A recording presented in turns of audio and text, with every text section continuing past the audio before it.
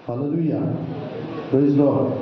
परमेश्वराची स्तुती असो की पुन्हा एक वार देवबापाच्या दयेने कृपेने आपण सर्वजण त्याच्या पवित्र मंदिरामध्ये या ठिकाणी एकत्रित झालो आणि गेल्या आठवड्याभरामध्ये प्रभू परमेश्वरानं आपल्या सर्वांना चांगल्या रीतीने सांभाळलं आणि आजचा पुन्हा एक वार हा आशीर्वादाचा पवित्र दिवस प्रभूनं तुम्हाला आणि मला देऊ केला आणि या दिवशी आपण त्याच्या मंदिरामध्ये येऊन त्याची भक्ती करण्यासाठी त्याच्या पवित्र चरणाशी या ठिकाणी एकत्रित झालो. प्रभू परमेश्वर त्याच्या पवित्र आत्म्याच्या सामर्थ्यानं तो तुमच्याशी माझ्याशी नेहमी बोलत असतो आणि ज्या त्या समयानुसार तो प्रभू परमेश्वर तुम्हाला आणि मला त्याची वाणी त्याचं वचन पाठवत असतो यासाठी की आम्ही देवाचं वचन लक्षपूर्वक ऐकून की आम्ही काळजीपूर्वक पाळावं. कारण आम्ही पाहतो की प्रत्येक वचनामध्ये जे वचन प्रभू तुम्हाला आणि मला देत असतो त्याच्यामध्ये तो नुकसान कोणाचंही करत नाही, तर प्रत्येक मानवाच्या हितासाठी तो आपलं वचन पाठवतो. त्या वचनामध्ये आशीर्वाद तुम्ही घ्यावे किंवा वचनाप्रमाणे आचरण केल्यानंतर देवाचा पराक्रम तुमच्या जीवनामध्ये तुम्ही पाहावा अशी देवबापाची इच्छा असते. परंतु कधी कधी आपण फक्त नित्य नियमाप्रमाणे रूढी परंपरेनं आपण येतो बसतो आणि निघून जातो. देव काय बोलला आपल्याला ठाऊक नसतं. माणूस जे आमच्याशी बोलतो ते मात्र आपल्या लक्षात राहतं आणि देव गेल्या आठवड्यामध्ये काय बोला हे मात्र आपल्या लक्षात राहत नाही. एखाद्या व्यक्तीनं आपल्याला 6 महिन्यापूर्वी एखादी सांगितलेली जरी गोष्ट असेल ती पटकी आपल्या लक्षामध्ये राहते, परंतु देवाचं वचन एक आठवड्यानंतर आपण त्याचं विस्मरण होतं. गेल्या आठवड्यामध्ये प्रभूनं आपल्याला काय सांगितलं आपण या गेटमधून बाहेर गेल्यानंतर ही विसरून जातो. आत्तापर्यंत झाल्या या गोष्टी ठीक आहेत, परंतु देवबापानं पुन्हा एक वार आपल्यावरती दया केली आणि ही दया करून आज पुन्हा एक वार देवबाप तुम्हाला आणि मला आजच्या या त्याच्या पवित्र मंदिरामध्ये एकत्रित घेऊन तो तुमच्याशी माझ्याशी बोलत असता आता गाफील राहून चालणार नाही. कारण समय कसा आलेला आहे, आता कठीण परिस्थिती आहे. आता जर जगाची उलटापालट जर बघितली तर आपण शेवटल्या काळामध्ये आपण आता जगत आहोत. त्या शेवटल्या क्षणामध्ये आपण प्रत्येकानं स्वतःला वाचवलं पाहिजे. कारण कोरोनाच्या काळामध्ये आपण सगळ्यांनी पाहिलं कुणी कुणाला वाचवत नव्हतं, तर प्रत्येकजण आपलं स्वतःला वाचवून घेण्याचा प्रयत्न करता. प्रत्येकजण दुसऱ्याच्या मुखाला मास्क नव्हे तर स्वतः मास्क घालून स्वतः इतर लोकांच्यापासून लांब राहून सॅनिटायझरने हात धुवून सगळ्या काही गोष्टी स्वतःला जपत होता. कारण मृत्यू कुणालाही हवा नव्हता. कारण इतका काय भयानक संकट या भूतलावरती आलेलं आपण गेल्या 2-3 वर्षाच्या पाठीमागे आपण पाहिलं. परंतु त्याप्रमाणे जसं आपण या आजारापासून स्वतःला आपण राखलं त्याप्रमाणे आपल्या जीवाला जसं राखलं आपण प्रत्येकानं आपल्या स्वतःवरती प्रेम केलं तशा प्रकारे आपण या जगाच्या अंताच्या वेळी जे काय आता प्रसंग या भूतलावरती होत आहे याच्यापासून तुम्ही आणि मी वाचलो पाहिजे, नरकापासून वाचलो पाहिजे, देवाच्या क्रोधापासून आपण वाचलो पाहिजे याची दक्षता घेण्याचा समय आता प्रभू परमेश्वरानं दिलेला आहे. आतापर्यंत आपण वचने आशीर्वादाची ऐकली असतील, दयेची, प्रीतीची, देव संगतीची ऐकली, देवाच्या अद्भुत कामाची ऐकली. आज देवबाप तुम्हाला आणि मला जे वचन पाठवत आहे ते वचन काय की आज तुम्हाला आणि मला स्वतःला वाचवून घ्यायचं आहे. मग तुम्हाला आणि मला आजच्या या कठीण परिस्थितीमध्ये तुम्हाला आणि मला तयार राहायचं आहे. कारण आतापर्यंत आपण पाहतो जे काय आपण घडत आहे ते काय असं अचानक घडत नाही, हे सर्व परमेश्वराने लिहून ठेवलेल्या गोष्टी घडत आहे. आज इस्रायलचं म्हणा किंवा त्या पॅलेस्टाईनचं युद्ध असेल किंवा हमास किंवा गझाचं युद्ध असेल, त्या काही गोष्टी अचानक घडलेल्या आहेत. ही प्रत्येक गोष्ट ही नियोजित आहे, ही प्रत्येक गोष्ट नियोजित केलेली आहे. आणि या सर्व देशांच्या विषयी परमेश्वरानं जी शेवटच्या काळाची भविष्यवाणी केली आपण पाहतो की सफन्या याचा 2रा अध्याय आणि त्याच्या 4थ्या वचनापासून जर आपण 4 वचनापर्यंत वचन आपण वाचले तर परमेश्वराचं वचन असं म्हणतं. सफन्या याचा 2रा अध्याय आणि त्याचं 4 वचनापासून काही वचने आपण वाचू.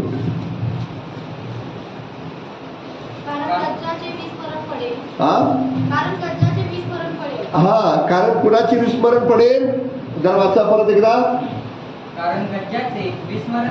गज्जा कोण आहे हा, तर आता ज्याला गाजा म्हणून ओळखलं जातं, जिथं इस्रायल लोकांचा हल्ला सुरू आहे अशा लोकांचं विस्मरण पडेल. ते कधीही राष्ट्र आता राहणार नाही. ते कधी लिहिलं, परवाची पेपरची बातमी ऐकून कधी लिहिली, त्या शेवटल्या काळाला ज्या ज्या काही घटना होणार आहेत या सर्वांविषयी परमेश्वराने लिहून ठेवलेला आहे. आम्ही पाहतो की आता 12ला 10 मिनिटे कमी आहे. आता घड्याळाचा काटा 9 वरती येणार नाही किंवा 8 वरती येणार नाही, तर तो सरळ आता 12कडे चाललेला आहे.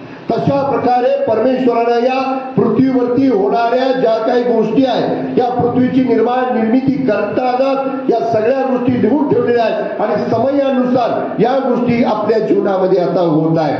आता मी पाहतो की आता शेवटच्या काळामध्ये ज्या काही घटना आहेत, प्रभू म्हणतो की गज्जाचं काय होईल, विस्मरण होईल. पुढे अश्कलोन रान बनेल. काय करेल? अश्कलोन काय करेल? रान बनेल. पुढे अष्टोदास भर दुपारी हाकून देतील. एक्रोनावर नांगर फिरेल. समुद्रतीरीच्या रहिवाशांस कारेती राष्ट्रास धिक्कार असो. हे कनान बलिष्ठांच्या देशा तुझ्या विरुद्ध परमेश्वराचे वचन आहे. Praise God. कुणाविरुद्ध? पॅलेस्टाईनच्या, म्हणजे जो पॅलेस्टाईन देश आपण आता पाहत आहोत, गज्जा आणि पॅलेस्टाईन, याचा आता काय करणार आहे की परमेश्वर त्यांच्या विरोधात उभा राहिलेला आहे. इतके दिवस होता का? परंतु आता या शेवटल्या काळामध्ये ही सर्व काही लक्षणे आहे आणि आपण आता गाफील राहून चालणार नाही. तर आपल्याला स्वतःला आता प्रभूसाठी तयार करायचं आहे. आपलं जीवन जे आहे हे प्रभूने देऊ केलेल्या जीवनाप्रमाणे कोणताही कानामात्रा कमी न होता अशा प्रकारचे प्रभूसाठी आपण तयार व्हायचं आहे. कारण आता कसले दिवस आलेले आहेत? आता शेवटल्या दिवसामध्ये आपण आहोत. शेवटच्या दिवसाची लक्षणं आपल्याला कळायला लागलेली आहेत. शेवटच्या दिवसाचे सिग्नल आपल्याला पडायला लागलेले आहे. आता माहिती की राष्ट्रावर राष्ट्र उठायला सुरुवात झालेली आहे. आम्ही पाहतो की त्या हमासच्या बाजूने अनेक राष्ट्र, मुस्लिम राष्ट्र आता उभा राहिलेले आहे. आणि तसं पाहता इस्रायल लोकांच्यासाठी सुद्धा भारत असेल, अमेरिका असेल, रशिया असेल, अशी सर्व राष्ट्र यांनी पण युद्धाची तयारी केलेली आहे. भारताविरुद्ध चीन आणि पाकिस्तान यांनी मुस्लिम राष्ट्रांनी त्यांना सपोर्ट करायचं ठरवलं. म्हणजे जगामध्ये जागतिक युद्धाला, आता महायुद्धाला सुरुवात होत आहे. प्रभूने सांगितलेलं जे वचन आहे की शेवटच्या काळामध्ये राष्ट्रे राष्ट्रावरती उठतील आणि अशा प्रकारचं वातावरण एक निर्माण झालेलं आहे. आणि या वातावरणामध्ये तुम्हाला आणि मला प्रभूसाठी तयार व्हायचं आहे. आज आपल्याला स्वतःला या जगामध्ये वाचवून राहायचं आहे. आज आपल्या प्रत्येकानं आपलं तारण आणि उद्धार प्राप्त तुम्हाला आणि मला करून घ्यायचं आहे. शेवटच्या काळाचे दिवस कठीण आहेत प्रभू म्हणतो आणि या काळामध्ये शेवटच्या काळाची लक्षणं प्रभूने आपल्याला सांगितले की आपण पाहतो की तिमोथेचे दुसरे पत्र त्याचा 3रा अध्याय 1 पासून काही वचने आपण वाचले तर प्रभूचं वचन असं म्हणतं. तिमोथेचे दुसरे पत्र त्याचा 3रा अध्याय आणि 1 पासून काही वचने आपण वाचू. शेवटच्या काळी कठीण दिवस येतील हे समजून घे. कारण माणसे स्वार्थी, धनलोभी, बडाईखोर, गर्विष्ठ, निंदक, आई बापाला न मानणारे, उपकार न स्मरणारे, अपवित्र, ममताहीन, शांतता द्वेषी, चहाडखोर, असंयमी, क्रूर, चांगल्याबद्दल प्रेम न बाळगणारे, विश्वासघातकी, फूड, गर्वानं फुगलेले, देवावर प्रेम करण्याऐवजी सुखविलासाची आवड धरणारे, सुभक्तीचे केवळ बाहेरून दाखवून तिचे सामर्थ्य नाकारणारी अशी ती होती. ही कुठल्या काळातली लक्षण आहे? शेवटल्या काळातली. आता यात जे काही तुम्ही वाचलं, जे काही तुम्ही ऐकलं, याच्यात काही सुरू आहे का व्हायचं आहे? लोक धनलोभी, क्रूर, देवाला न मानणारी, सुभक्तीचं रूप दाखवून देवाचं सामर्थ्य, देवाचं वचन नाकारणारी अशी ही पिढी, चहाडखोर, शांतीचा द्वेष करणारी, अशांततेमध्ये येणारी, अपवित्र जीवन जगणारी, अमंगल पदार्थ खाणारी, व्यसन करणारी, मोबाईलच्या द्वारे, टीव्हीच्या द्वारे अपवित्र जीवन करणारी, सगळ्या काही वाईट गोष्टी ज्या आता चालू आहेत त्या शेवटच्या काळाच्या या सिग्नल प्रभू तुम्हाला आणि मला देत आहे. आणि म्हणून आपल्याला सावध राहण्याची गरज आहे। या भूतलावरती महाभयानक संकटाचा काळ आता येऊन ठेपलेला आहे। आता आशीर्वाद, आता संरक्षण, आता तारण, आता उद्धार, आता बरकत यापेक्षा आज तुमचा आणि माझा जीव वाचला पाहिजे, तुमचं आणि माझं तारण झालं पाहिजे, देवाच्या राज्यामध्ये आपण गेलं पाहिजे याची दक्षता घ्या। आज आपल्याला गाडी, बंगला, मोटर, पैसा, अडका, प्रतिष्ठा यापेक्षा आपलं तारण झालं पाहिजे आणि त्या तारण माझं रोज असलं पाहिजे। यासाठी आपली तयारी झाली का? आपण कधीही या गोष्टीची तयारी करत नाही। आपण प्रभूच्या राज्यामध्ये जाण्याची तयारी करत नाही। आपण बाकीच्या गोष्टीची आपली तयारी असते, एखाद्या सणाची तयारी असते, एखाद्या परीक्षेची तयारी असते, एखाद्या गाडी घेण्याची, घर घेण्याची आपली सगळी तयारी आपण करतो, परंतु आपलं तारण व्हायला पाहिजे। रोज मी वाचलो पाहिजे, रोज माझ्याकडे प्रभूचं तारण असलं पाहिजे, तिन्ही गमावलं नाही पाहिजे याची दक्षता घ्यायची आहे। कारण जगाचा अंत आता होण्यास काही वेळ राहिलेला आहे। परवा मला अभिनं पाठवलेलं होतं की आता काही महिने, काही दिवस नाही तर काही समय फक्त राहिलेला आहे। फक्त घड्याचा काटा सरकायची वाट सुरू आहे। जगामध्ये सर्व काही तुम्ही पाहता, जगामध्ये तुम्ही पाहता की आई बापाला न मानणारे अनेक पिढ्या आहेत। आता जन्माला आलेले जर आम्ही बघितलं की 99% आई बापाला न मानणारे, आई बापाचं न ऐकणारे अशी मुलं तुम्हाला दिसते। प्रेमानं, प्रीतीनं भरली नाही तर प्रीतीहीन अशी लोक दिसते की ज्याच्यामध्ये प्रेम नाही। पूर्वी एखादा माणूस एखाद्या समाजामध्ये, एखाद्या गल्लीमध्ये मेला तर संपूर्ण गावामध्ये त्याची दुःखाची छाया असायची। आता एखादा माणूस मेला तर तो पाहुणा यायचा होता तर तो जाऊन येऊया चला जेवून, पुन्हा हॉटेलमध्ये जेवून येणारे लोक आहे। कुणाला दुःख नाही, कष्ट नाही। एखादा माणूस गेला काय, आला काय, एखादा माणूस आजारी पडला काय। पूर्वीच्या काळामध्ये एखादा माणूस आजारी पडला तर गल्लीतल्या आया बाया रात्रभर तिथं त्यांचं सांत्वन करत त्यांना धीर देत बसायच्या। आता शेजारी माणूस सिरियस जरी झाला तर त्याचं काही सुख दुःख नसतं। त्याचं कारण की ममताहीन जनता आता झालेली आहे। आता लोक अशा प्रकारचे आहेत। आता लोक कसे झालेले आहेत? धनलोभी लोक झालेले आहेत। ज्याच्याकडे धन आहे त्याच्याकडे लोक आहे। पूर्वी धनापेक्षा लोकांना महत्व होतं, माणसाच्या जीवाला महत्व होतं। आता माणसं एक गोष्ट सांगितली की ती कधीही गुपित ठेवणार नाही, ती 10 माणसाला सांगून। कारण आता माणसं कशी झाली? चहाडखोर माणसं झालेली आहेत। आता भांडण, तंटा, वादविवाद, कुटुंबाची विभागणी हे सगळं काय जे झालेलं आहे याचं त्याला आपण पुढारी लोक बघतो स्टेजवरून, ते कधीही आपल्या विकासाचं बोलणार नाही, कधीही तुमचं आणि माझं चांगलं बोलणार नाही। त्यानं किती चुकीचं केले आहे, त्याचा किती भ्रष्टाचार आहे हे मात्र एकमेकाची चाहडी सांगण्यासाठी पेपर सकाळी वाचून बघा। प्रत्येकाची चाहडी त्या पेपर मधून तुम्हाला आणि मला कळते। जगामधल्या घटना तुम्हाला मला कळत आहे। ही कशाची लक्षण आहे? तर ही शेवटल्या काळाची लक्षण आहे। आणि म्हणून या शेवटल्या काळामध्ये मी माझी तयारी झाली आहे का? प्रभूचं येणं कधी होईल? आम्ही पाहतो की 10 कुमारिकाचा दाखला प्रभू परमेश्वराने त्या पवित्र शास्त्रामध्ये दिला की 10 कुमारिका होत्या आणि त्या तयार होऊन काय करत होत्या? प्रभूची वाट पाहत होत्या। परंतु त्याच्यातल्या 5 ज्या होत्या त्या तयार होत्या आणि ज्या दुसऱ्या 5 होत्या त्यांना मूर्ख म्हटलेलं आहे, त्या तयार नव्हत्या। आणि प्रभूसाठी त्या तयार म्हणजे प्रभूच्या समोर होत्या परंतु त्यांची तयारी झाली नव्हती। कधी कधी आपण प्रभूच्या समोर येतो, आपण भक्ती करतो, आराधना करतो, परंतु प्रभूसाठी तयार नसलेलं जीवन आज आपण घेऊन फिरत आहोत। या शेवटल्या काळामध्ये प्रभू परमेश्वर आज पण तुमच्या माझ्यावरती प्रेम करतो आणि प्रभू म्हणतो की करिंथकरास दुसरे पत्र त्याचा 6वा अध्याय आणि 3 पासून काही वचने आपण वाचली तर प्रभूचं वचन असं म्हणतं, 2 पासून काही वचने वाचा। करिंथकरास दुसरे पत्र 6वा अध्याय 2 पासून काही वचने। कारण तो म्हणतो अनुकूल समय मी तुझे ऐकले, मी तारणाच्या दिवशी मी तुला सहाय्य केले। पहा आत्ताच समय, चांगला समय आहे, अनुकूल समय आहे। पहा आत्ताच तारणाचा दिवस आहे। आज तुम्ही वाचू शकता, आज तुम्ही स्वतःची तयारी करू शकता, आज पश्चाताप करू शकता, आज पाप सोडू शकता, आज गर्व सोडू शकता, आज भांडण करता, वादविवाद, मीपणा, गर्व, आबोलता हे सर्व सोडू शकता, पवित्र जीवन जगू शकता। आजच्या दिवशी प्रभू म्हणतो उद्याची खात्री मानू नको, कारण एका दिवसात काय होईल हे तुला ठाऊक नाही। आणि आपण पाहत आहोत की जगाच्या अंताची शेवटली या ठिकाणी लढाई आता सुरू झालेली आहे। जगामध्ये अनेक याच्याही पेक्षा भयानक गोष्टी तुम्ही पाहणार आहात. कारण प्रभू म्हणतो या पृथ्वीवरती असे भूकंप येतील की ते कधी कोणी पाहिलेले नाहीत आणि इथून पुढे कधी होणार नाही. असले मोठमोठे भूकंप येतील, रोगराई, आजारी, पीडा येतील, नाशाकडे सगळे जग चाललेलं आहे. आणि याच्यामध्ये आपल्याला प्रभूनं आपल्याला वस्त्र धारण करण्यासाठी सांगितलं, शस्त्र घेण्यासाठी प्रभूनं सांगितलं.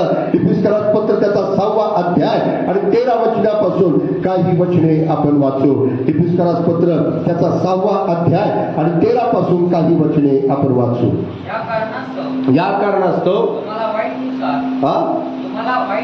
तुम्हाला वाईट दिवसात प्रतिकार करता यावा व सर्व काही केल्यावर टिकाव धरता यावा म्हणून देवाची शस्त्र सामग्री घ्या. तर आपण कंबर कशाने कसा सत्याने, म्हणजे सत्यामध्ये येशूमध्ये खंबीर उभा राहा. पुढे नीतिमत्व आचरण. आचरण तुमच्या सर्वांना दिसून येऊ दे.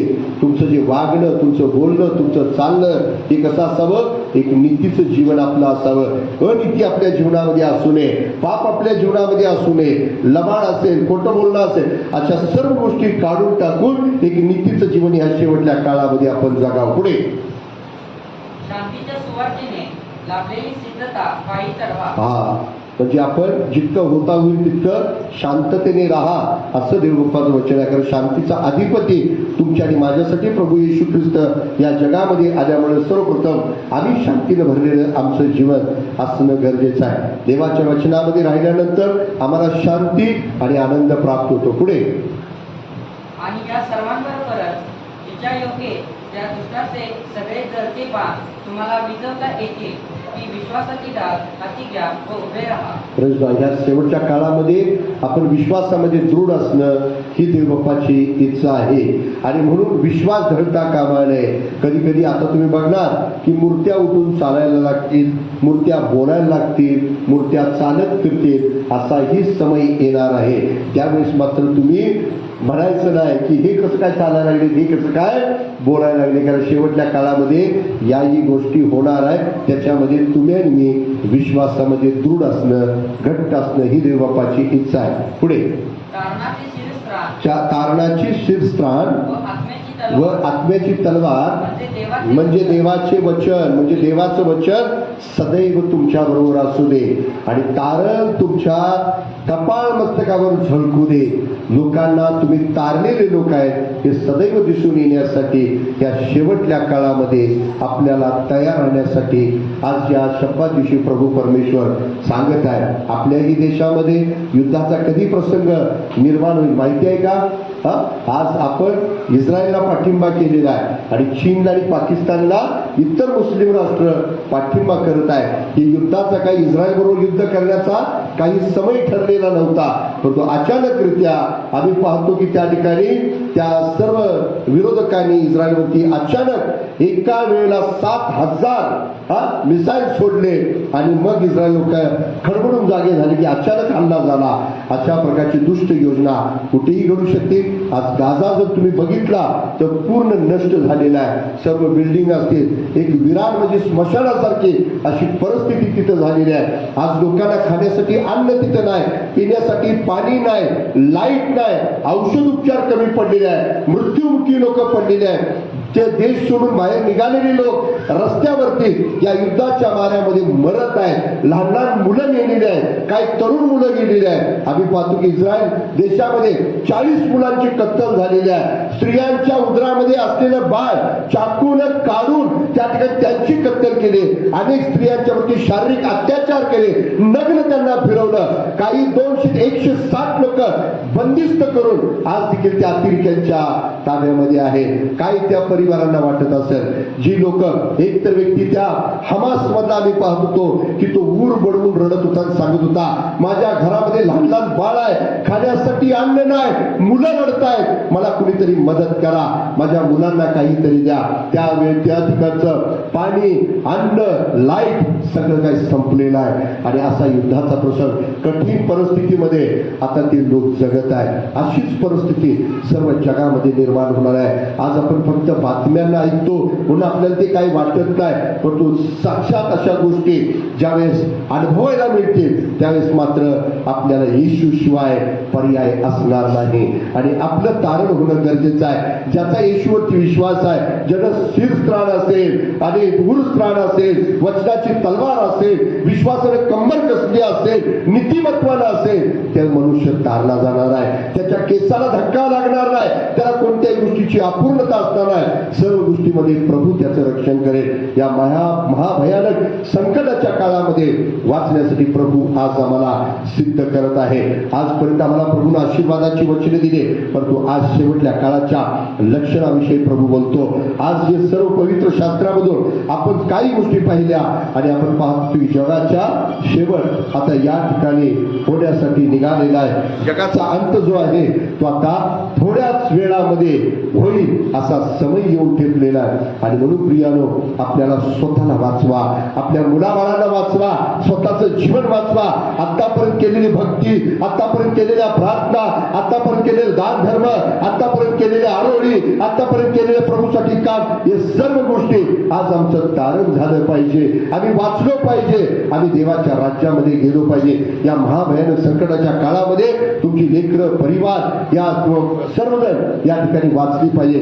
याच्यासाठी आज प्रभूने आपल्याला एक सावधगिरी करण्यासाठी, सावध करण्यासाठी आजचं वचन तुम्हाला आणि मला दिलेलं आहे. आज आपण आत्मपरीक्षण करायचं आहे की खरोखर माझी तयारी झालेली आहे का?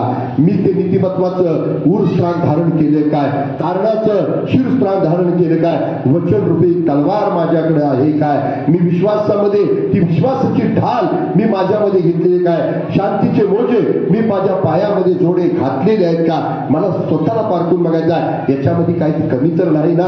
मी काहीतरी हरवलं तर नाही ना? या जगामधलं काही विसरलेलं तर नाही? जे प्रभूने मला घ्यायला सांगितलेलं त्याच्यामधलं मी काही घेतलेलं नाही, हे मला स्वतःला पारखायचं आहे. कदाचित उरस्त्राण नसेल, शस्त्र माझ्याकडे वचनाची नसतील, वचनाची तलवार माझ्याकडे नसेल, शांतीचे जोडे माझ्याकडे नसतील आणि ती महत्वाचं उरस्त्राण नसेल तर मी आज रिकाम आहे. मी टिकाव धरणार नाही. ही शस्त्र सामग्री इतकी का प्रभूने दिलेली आहे? कारण याच्यामुळे तुम्ही वाचले जाणार. आणि म्हणून देव बापाची इच्छा आहे की तुम्ही आणि मी शस्त्र सामग्री आज धारण करावी. तुम्ही आणि मी शस्त्र सामग्री आपण उचलावी. तुम्ही मला वाचवणार नाही, मी तुम्हाला वाचवणार नाही. वाचण्याची संधी प्रभूनं आज तुम्हाला आणि मला वैयक्तिक दिलेली आहे.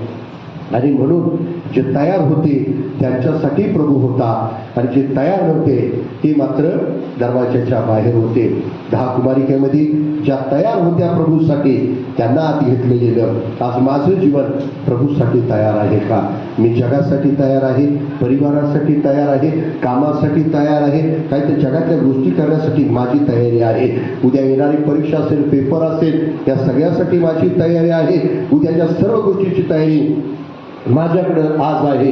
परंतु या महाभयानक संकटाच्या काळामध्ये टिकण्यासाठी माझी तयारी झाली का? आणि म्हणून आपण आत्मपरीक्षण करायचं आहे. मी तयार आहे की मी अजून गाफील आहे? जर गाफील आहे तर आम्हाला या शेवटल्या काळामध्ये प्रभू इशारा देतो आणि प्रभू म्हणतो की तुम्ही आज काय असलं पाहिजे? तयार असलं पाहिजे. आज कुटुंबामधली तयारी पाहिजे, आज मुलांची तयारी पाहिजे, पत्नीची, आई वडिलांची, आपल्या बंधुभावांची तयारी असणं गरजेचं आहे. कारण जर आपण तयार असतो, प्रेज लॉर्ड, हालेलुया, जर आपण तयार असतो तर प्रभू आपल्याला घेणार आहे. आणि जर तयार नसतो तर तुम्हाला पालक कशी पाहिजे? मी कायमस्वरूपी असं वाटतं का तुम्हाला? काय वाटतं? पालक बदलूया. समजा माझी बदली झाली तर मला एक अशीच एक पालक होते. त्यांचं नाव होतं डॅनियल पालक होते. डॅनियल पालक होते आणि मग त्यांना अचानक दुबईमधून एका मंडळीसाठी एक ॲडव्हर्टाईज पेपरमध्ये आली की मंडळीची अतिशय दुर्दैवी अवस्था आहे आणि या मंडळीमध्ये येऊन काम करणारा सेवक पाहिजे. आणि कोण जाणार दुबईला? त्यांची परिवार होता आणि ते तयार झाले. त्यांनी मंडळीत येऊन सांगितलं की मी आता देवाच्या कामासाठी मी आता दुबईला चाललोय. मंडळी सगळी रडायला लागली. नाही म्हटले, आम्हाला तुम्हीच पालक पाहिजे. ते म्हटले माझं काम इथलं संपलं आता. आता माझं काम संपलं, आता मी कुठं जाणार आहे? आता मी दुसरीकडे जाणार आहे. Praise Lord. मग इथे एखादे दुसरे पालक आले तर घेऊया का मंडळीमध्ये प्रार्थना? हो ना, येशील असंच दुसरे जर पालक आले तर? मग मला तुम्ही पण पाहिजे आणि तुम्हाला मी पण पाहिजे. हो ना. मग इथं पण असं नाही पाहिजे, आपण स्वर्गात पण पाहिजे, देवाच्या राज्यात पण आपण एक. यातला कुणीतरी एक हरवला तर अरे रे रे, तो राहिला, येत होता चर्चला, असू गेल ना, प्रत्येक रविवारी येत होता, गाणं म्हणत होता, वाद्य वाजवत, तू पण जरा यायला पाहिजे. बिचाऱ्याने जरा तयारी केली असती तर. आपण सगळे पाहिजे. यासाठी आपण या मंडळीमध्ये, देवाच्या राज्यामध्ये, देवामध्ये एकत्रित राहण्यासाठी प्रत्येकाची वैयक्तिकरित्या तयारी पाहिजे. जर तयारी असेल तर आपण देवाच्या राज्यामध्ये असू. आणि ह्या जगाच्या राज्यामध्ये जर आपली तयारी नसेल तर मग आपण कुठे असणार? Praise Lord. काय आपण जी आपल्याला प्रिय लोक आहेत ती देवाजवळ जातील. कदाचित आपण आत्मिकतेने केलं असेल, परंतु काही शस्त्र मला घेता आली नसतील. या जगाच्या मोहामध्ये, या जगाच्या सर्व धावपळीमध्ये कदाचित मीच हरवून गेलो असेल. हो ना. तर स्वतःचा शोध करा की तुम्ही कुठे आहात. स्वतःला शोधा. आज आपण सगळं जग शोधलं, भूमीच्या खाली काय याचा सुद्धा शोध लावला, चंद्रावरती जाऊन आपण शोध लावला, परंतु आपला स्वतःचा शोध अजून आपल्याला लागलेला आहे. स्वतःला शोधा. स्वतःला पहा की माझी तयारी आजच्या दिवसामध्ये काय आहे. कदाचित काल मी तयार नसेल, मला प्रभूनं आजचा दिवस दिला. प्रभू म्हणतो समय अनुकूल आहे, आजच तारणाचा दिवस आहे. म्हणजे आज मला ही संधी प्रभूनं दिली. कशासाठी? तयार होण्यासाठी. परंतु जर मी तयार नाही झालो तर नुकसान होईल. आणि म्हणून प्रभू परमेश्वर या शेवटल्या काळाच्या लक्षणामध्ये आपल्याला तुम्हाला सांगितलेलं आहे. तर माझा विश्वास आहे की तुम्ही नक्की या गोष्टीवरती विचार कराल. असं होणार नाही. आज जर प्रभू ही गोष्ट मला सांगण्यासाठी जर मला प्रेरणा करतो, त्या अर्थी प्रभू आपली बाजू क्लिअर केलेली आहे असं तुम्ही म्हणू शकणार नाही की हे काय मला माहितीच नव्हतं. प्रभू हे सगळं चित्र तुम्हाला दाखवेल की तुमचं बसण्याचं ठिकाण त्यावेळेस कुठं होतं, किती वाजून किती मिनिटांनी तुम्ही कुठली कपडे घातले, वार कोणता होता, दिवस कोणता होता, कोणत्या वेळेला भक्ती चालू आहे, कोणत्या वेळेला वचन दिलं. तुम्ही म्हणू शकणार नाही की प्रभू मी नव्हतोच तिथे. Praise Lord. यासाठी प्रभूने तुम्हाला आपण आपले नेत्र बंद करू.